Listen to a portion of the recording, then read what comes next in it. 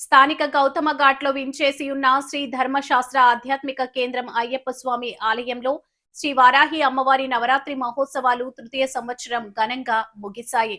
ఆలయ ట్రస్టీ మంతెన కేశవరాజు దంపతులు ఈ పూజలు నిర్వహించారు.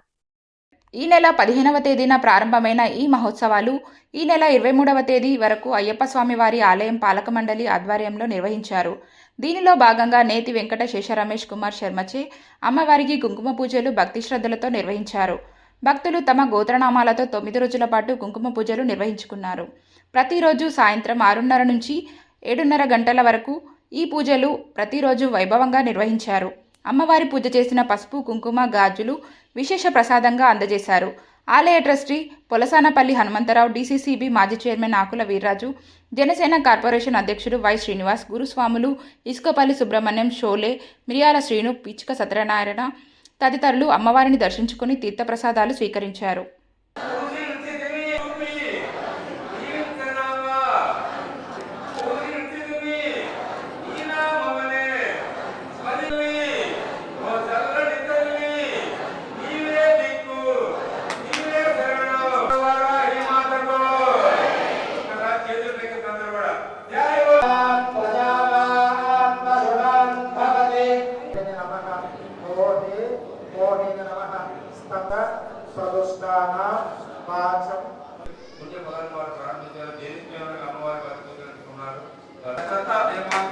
గజాననాయ మంగళం, జడాననాయ మంగళం, సుబ్రహ్మణ్య మంగళం, జగన్నాయక మంగళం, వైదేహి మంగళం, రాజరాజ మంగళం, మంగళం, శుభ మంగళం, వారాహి మాతకు జయ మంగళం, మంగళం, వారాహి మాతకు జయ మంగళం, జయ వారాహి మాతకు.